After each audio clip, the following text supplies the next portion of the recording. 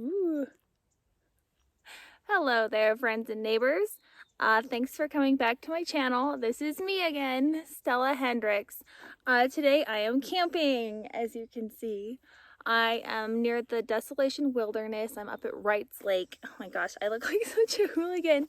And I just thought it would be fun if I did one of these videos while I'm out camping. I hope you can see my face. I'm kind of in shadow here, and I've never done one of these outdoor before. So I have the camera hung from the tree in front of me like a Christmas ornament. I took one of my rubber bands and I pretty much rubber banded it on there. So that's why if there's any wind, you might start swaying. Oh my god. Okay, so we're gonna try bugs. Jeez. Ugh. When you go camping, there's bugs, friends. Look out. So unfortunately, I accidentally tore the front of the magazine off. Oops. I'm really gonna get arrested by the Preservation Society of magazines because I do a terrible job with my magazines, and I don't do it on purpose. I just do a terrible job. So I have to be more gentle. But also when they go camping, I mean, it's camping. Bugs. All right. Oh, so on the front of this one, the bunny is down in her shirt.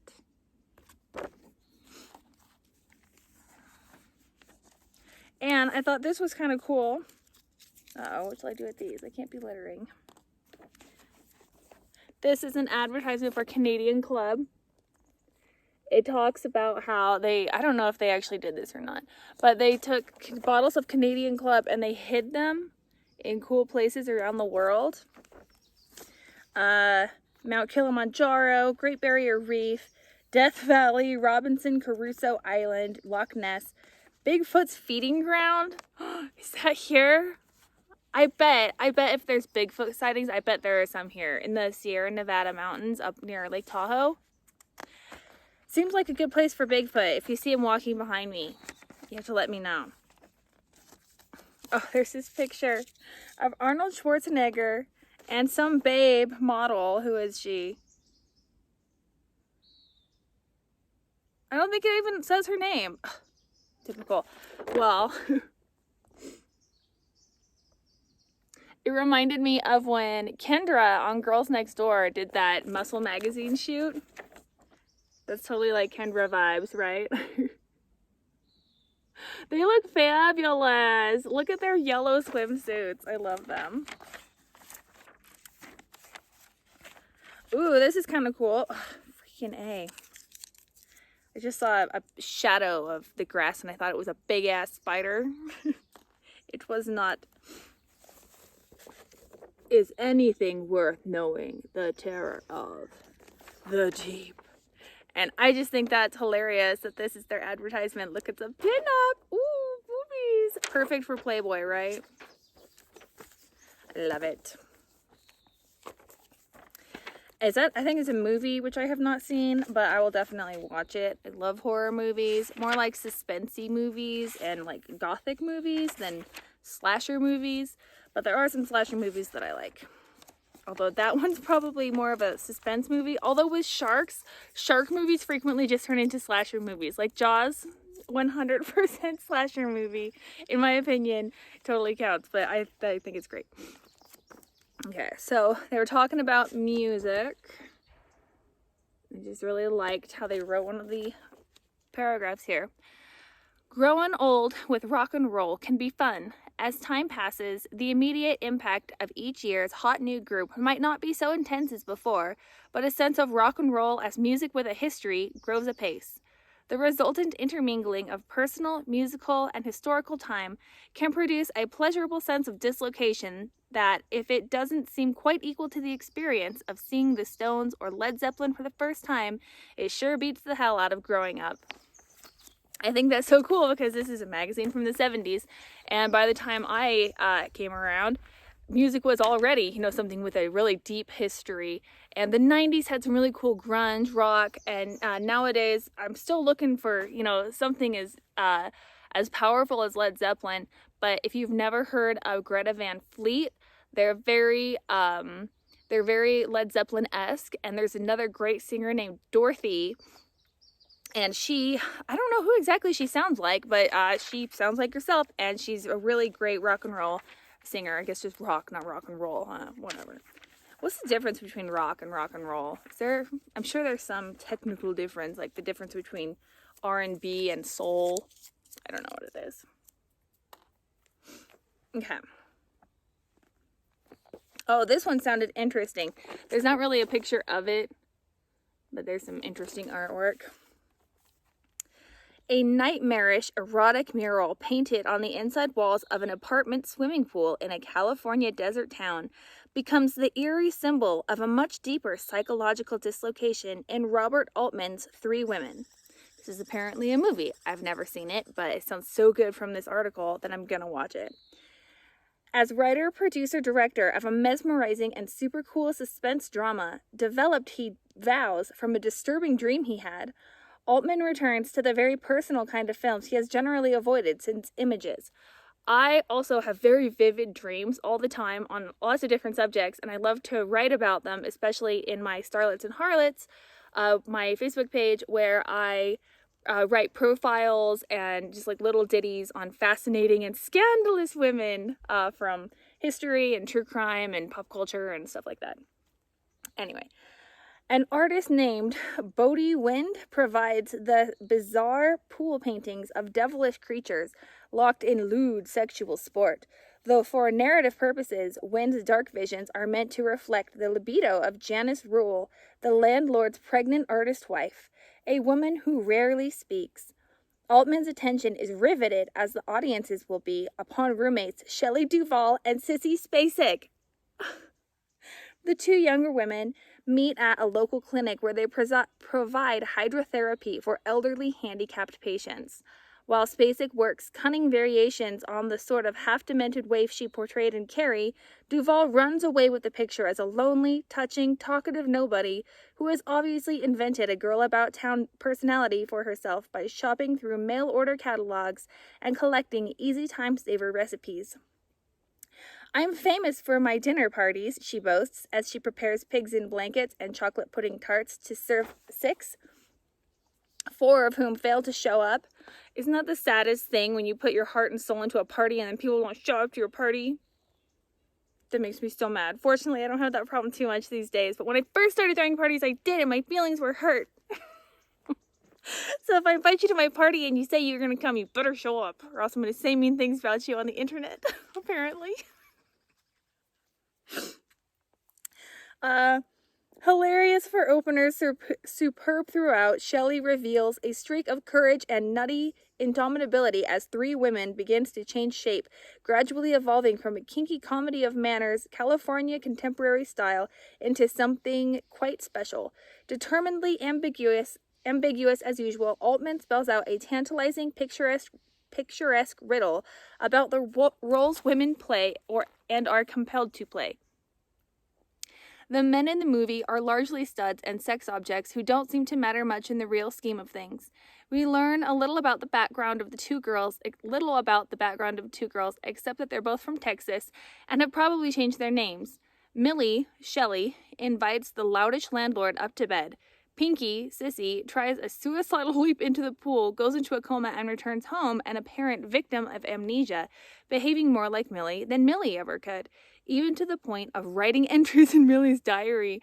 The landlord's wife has her baby one dreadful night, and Three Women builds to a climax that involves murder and switched identities, and will surely send everyone home to debate who's who, about what, and what the hell was it all about anyway. Altman doesn't supply simple answers, but poses some fascinating, compassionate questions about the female of his species. He also succeeds admirably in his professed purpose of making open-ended abstract films that challenge the imagination. Compared with Altman's sophisticated witchery, such high-grossing conventional shockers such as The Omen and Carrie look like Halloween pranks. That sounds great! That sounds exactly like the kind of movie I want to watch. I guess I got hung up on the movie reviews this time, because we're going in for another one. This one made me laugh a little bit. After a fine taut beginning, here's a little piece of artwork that goes with it. I always like to have the picture first. After a fine taut beginning, Audrey Rose collapses in a foolish courtroom scene with a defense lawyer for Anthony Hopkins pleading that a man can't be charged with kidnapping a young couple's child because she is actually the reincarnation of his own dead daughter. I won't read the whole thing on there, but I thought that just sounded kind of hilarious. I guess it was a book before it was a movie, and it was a pretty good book, but it didn't work out as a movie, even though I had Anthony Hopkins in it, who is a fantastic actor. Okay, so here is this article. It's about what male characteristic do you think most women would envy and like to have for themselves? What male characteristic do you think most envy and would like to have for yourselves? Like asking of men and women, asking that question about each other. In summary, some intriguing things emerged from our statistics. Although men are supposed to find the female mind mysterious, actually most guessed accurately as to what a hunk of masculinity the majority of women desired for themselves: power. Although different words and phrases were used to express the thought, underlying more than 50% of the women's answers was the big P, meaning power. Well, I'll just read what it says. I think it sums it up pretty good. Women weren't so perceptive when it came to guessing about guys. They came close, but earned no cigar because you might say they missed the nub of the problem: orgasms. A big percentage of the female guesswork centered on emotions. They believed that men wanted to be more open with their feelings. Although a significant number of the men said they envied that particular female trait, a far larger proportion was hung up on multiple orgasms. Girls, we were just expecting too highly of men as a general population. I think a lot of men who I've met are fantastic, and they would have been more philosophical about that question, but the fact that most men jumped to orgasms does not surprise me. It's not a bad thing, it's just like, ugh, really, oh my god. A paradoxical facet of our poll is the thing that men apparently want. This is also so interesting. Multiple orgasms they believe they can't have. Medical researchers claim that a woman's seemingly endless capacity for climax is one of the clearest physiological differences between the sexes. Recent research has shown that some men can learn to have extended or multiple peak orgasms, so that which you covet is theoretically within your reach. Similarly, what women want, the power that men now control, is, at least again in theory, within the range of possibility. Let's get to work on it. See, I think that's so interesting. Meanwhile, back in the green fields of envy, our survey shows that most men are certain that women are having a better time in bed, and women are just sure that men are having a better time in general. How about a trade? No, how about we just even them out? Okay, this is great. I love Jockey has all these advertisements in here with all of these athletes in their underwear. I am a very great fan of this. I think this guy with the baseball bats is my favorite today. Aren't they wonderful? Very handsome boys. Okay. Forum News Front. These are just interesting little clips from news around the world. Tokyo. A 29-year-old man has been charged with theft and fraud after a 19-month courting spree during which he became engaged to at least 118 women and allegedly bilked them out of some $36,000, which was probably a lot more in the 1970s. Police said the man's gambit was to introduce himself as a doctor or a university professor, explain that he had fallen in love at first sight, proceed with a dinner, a marriage proposal, and a seduction, and then either borrow money or steal the woman's watch. A police spokesman said he had a gentle, high-class manner, and he certainly knew how to win a girl's confidence. Oh, I feel so bad for all those girls in Tokyo. I assume that he must be Japanese and the women in question must be also. And in the 70s, you know, the whole marriage culture was huge for women in the United States, but compared to other countries, such as Japan, man, they push the girls, you know, get married, have babies, be a housewife. It's your only purpose in life. You know, it'll be the only thing that makes you happy, that kind of stuff. I love Japan. I love Japanese culture, but to this day, they do have a bit of a problem with misogyny. Japan. I'm sure you're working on it, and I'm proud. Happily unmarried, Washington, D.C., the number of American couples living together without being married has more than doubled since 1970 and now exceeds 1 million people, the Census Bureau reports. Fundamental changes are occurring in marriage and family living in the 70s, the Bureau said, adding that it is not yet clear whether or not these changes represent only a temporary departure from past norms or the emergence of a new and lasting lifestyle. I think that we have proven that it is the emergence of a new and lasting lifestyle. The important thing is commitment and love, and I have never understood why the government's involvement in the relationship between two people I don't know how that ever became a thing. Probably because back in the day, religion and government were like the same thing. But it's just nobody else's business what goes on between two people. I suppose that back in the day, it did protect women somewhat from men just like running out on them and leaving them with 500 children. But thankfully, those days are over and we have birth control. And we have more power over our bodies. Women of the 70s, I have great news for you. Women today have much more power. I would say we are almost, in America, egalitarian. We are really close. I love America. Oh my God. Okay.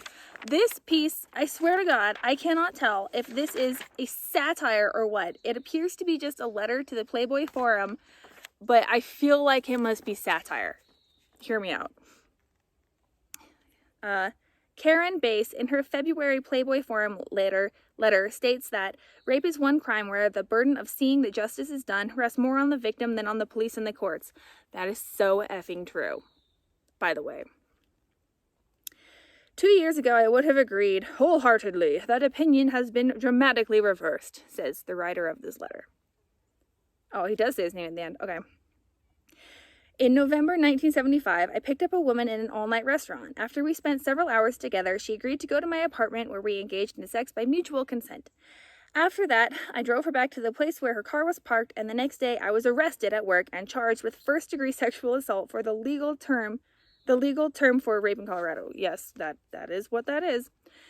Why this woman claimed I had raped her is still a mystery to me. I was placed under a $50,000 bond because I was an ex-convict of only 16 months out of the penitentiary after serving 24 years on 2 murder convictions.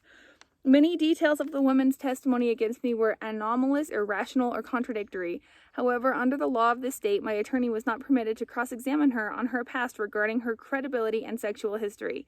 We were prevented from showing that she had 2 illegitimate children and that she had previously been under psychiatric care. On the other hand, the judge refused to suppress the fact that of my past convictions and criminal record.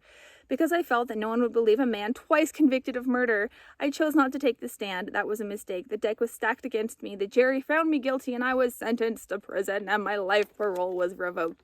It is now my firm belief that prior to the arrest of the person she is accusing, any woman who alleges she is a victim of rape should be compelled to undergo every conceivable examination to prove she is telling the truth. My full sympathy used to be with the woman who came forth and claimed that she'd been raped, but I have learned it is a hard and terrible lesson that a man is at the mercy of the woman who claims he raped her. Oh, what's his name? Richard T. McKenna, who's in Cannon City, Colorado, hopefully still in prison or dead. First of all, sir, I'm so sorry that people chose to believe a woman over a double murderer. A double murderer. What exactly you were doing out of prison in the first place, I assure you, is beyond me. And I'm so sorry that a woman with apparently no legal history or legal record was believed over a double felon, a double murderer. And like how he talks about, oh, she has 2 illegitimate children. That means she couldn't have been raped because she has illegitimate children? Maybe it's because you, an ex-felon who's been out of the pen for like not even 18 months, took a woman who has a psychiatric history, a mentally ill woman, back to a hotel to do something that upset her bad enough that she decided to go to the police and report you. Dude, are you serious? Do you think this is a sympathetic story? This is a story of rare justice in the case of a rape victim over a clear, like, lifelong effing criminal. You took her back to your house and probably coerced her into sex. Like, ugh, gross. Gross, dude. You're the grossest. And if that's an example of women getting the upper hand in the justice system, Oh my, that, right? Is that not a parody? I feel like that's a parody. I'm dying over here. Ugh, idiots. Okay, poof. Yeah, how are we at 20 minutes? Okay, we're doing good. Yeah, we're doing good. The Bible bangers among us attach great importance to keeping the population clothed, even in climates and environments where it is not warranted. Their reasoning, based on the story of Adam and Eve in the book of Genesis, is invalid, as we can see if we examine the story carefully. Well, stories from the Bible should not be something that we are predicating our laws upon. First of all, there's number one. But number two, this guy has an interesting take. Genesis states that our first parents were both naked and were not ashamed. This, of course, is prior to the invention of the serpent. After the serpent successfully tempts Adam and Eve, they hide from God, and God asks them, "Who told thee thou wast naked?" To find the meaning of this question, change the circumstances. Imagine a black woman talking to her crying son and asking him, "Who told you that you were a..." In both cases, the victim has been made to feel that his true worth depends upon a label. Nowhere does God state that a man should be ashamed of his body. I would expect God to be proud of his workmanship, and therefore would doubt anybody who tries to prove that mandatory clothing was a God-given doctrine. Those fanatics who prate about nudity are constantly reinforcing the idea that we should be ashamed of our physical selves, and in so doing, they are acting as spiritual heirs of the serpent. That is a good take, I gotta say. I might have to bring that one up at some point if I get slut-shamed again by my brothers and sisters, well, mostly by my sisters. But they do not approve of the way that I dress, especially down at the beach. But usually we all kind of live and let live, but occasionally, isn't this a full jaguar? But occasionally I catch it from them, and so that's kind of a hot take. I'm gonna be interested to see what they say about that. Okay. Yay! Remember how I told you I've been watching all of these James Bond movies? Well, the next one that's coming up is actually The Spy Who Loved Me. And they got the babe, the Bond girl from that movie, in some bondage over here. I'm not going to go through the whole article, but I just thought it was super cool. That's the movie I have coming up next on my list. Get out of here, bug. That's all I need. Squashed bugs in my Playboys. And there it was in front of me. Okay, the artwork in this is so cool looking to me.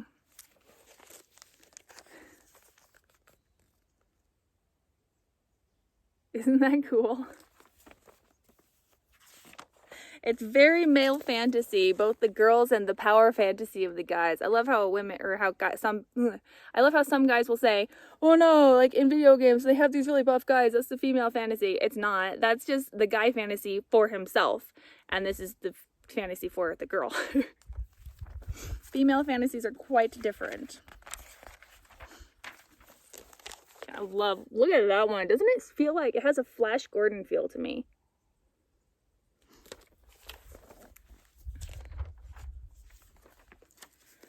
Old-fashioned girl. June playmate Virva Reed digs the past, enjoys the present, and looks like she has quite the future.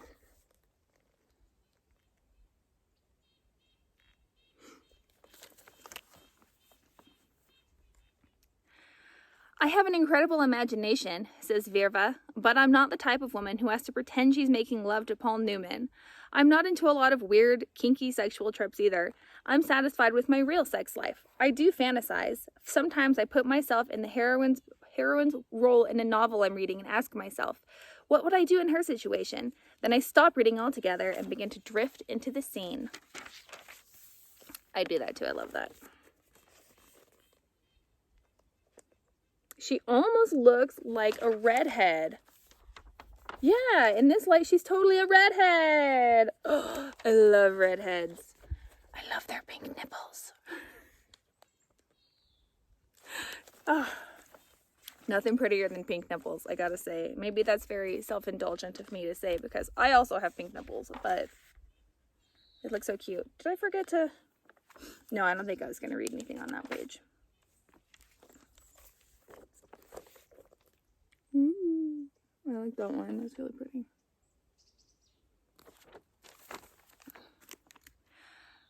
I remember the times I used to say to myself, I've got just as good a body as the women in Playboy, but I never thought I'd have the chance to prove it. I wish I said that to myself. Oh my gosh, I think I have a shirt like that. I think I even have it with me because I'm camping.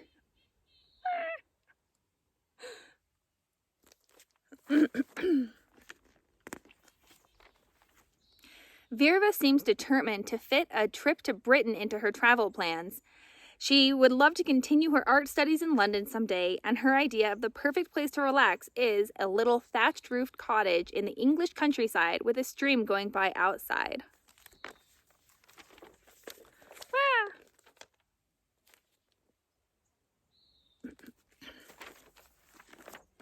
All right. Oh, centerfold. Very pretty. Those delicate little gloves she has. All right. Next we have Playmate of the Year. Yeah, we get spoiled in this episode. Also, the beautiful girl on the cover. Unsurprisingly, with the Playmate of the Year shirt on.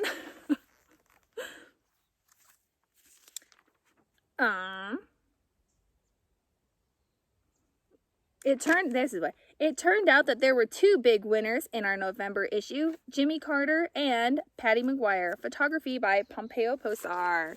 Yay! Look at her. Okay, we have to look at her hair here. Does a little feathering out thing. So 70s. I love it.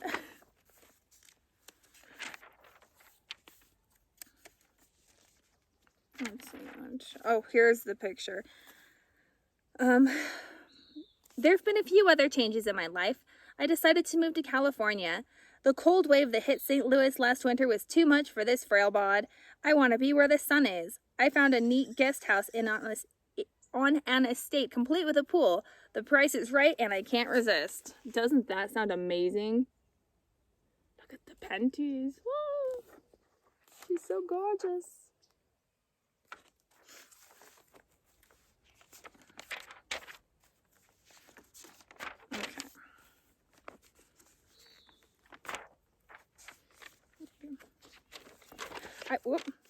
I may be moving to California, but I want to report that I still don't have stars in my eyes. I'm not an aspiring actress. Being chosen Playmate of the Year is a great honor, sort of like the night I was elected homecoming queen at Hazelwood High. But I've got to get back to work. I'll be taking courses at UCLA, modeling, and playing backgammon at Hefts. It should be fun.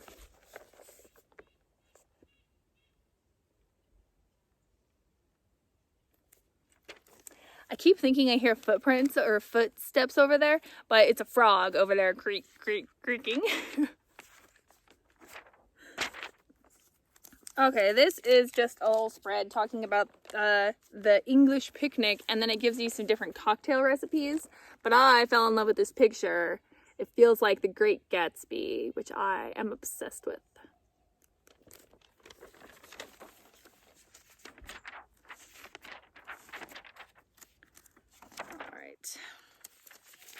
Okay, very cool. Tough Wheels. Some cool old cars. I am obsessed with Jeeps. Oh yeah, so this is the one I would get. If not that one. Is that a Blazer or a Bronco? I love Broncos.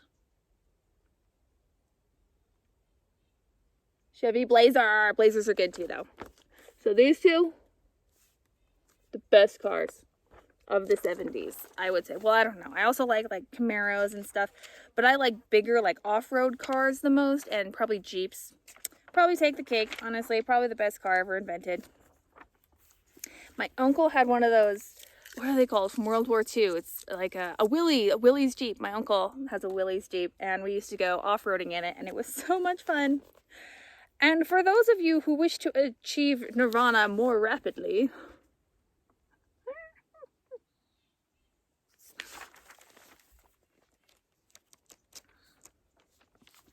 oh, this is hilarious. There's no caption, but just the illustration.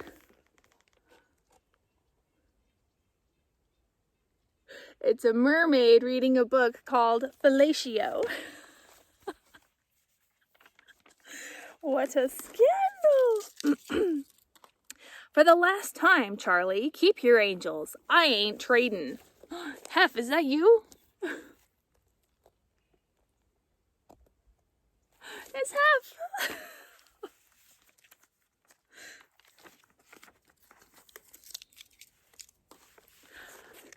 I hear he's great in bed, too.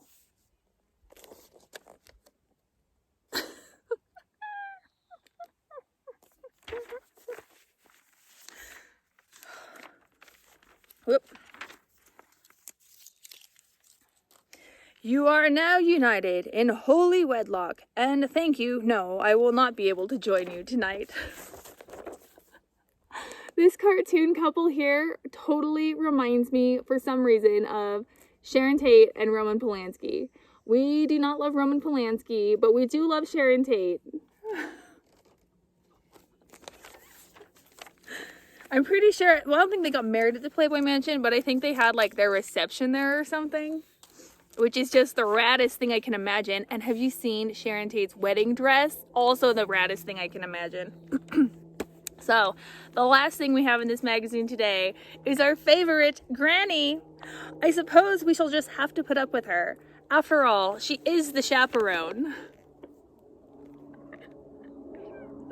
Yes, Granny! My fave Granny. Well, that is it for today's Playboy, whoops. June 1977 Playboy. You can't really even see that. I have to... There we go. 1977 Playboy. Thank you so much for joining me, you guys. This has been super fun, friends and neighbors.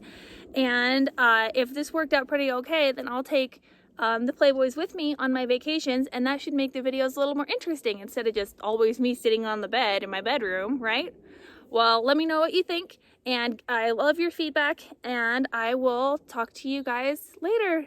See you later then, friends and neighbors.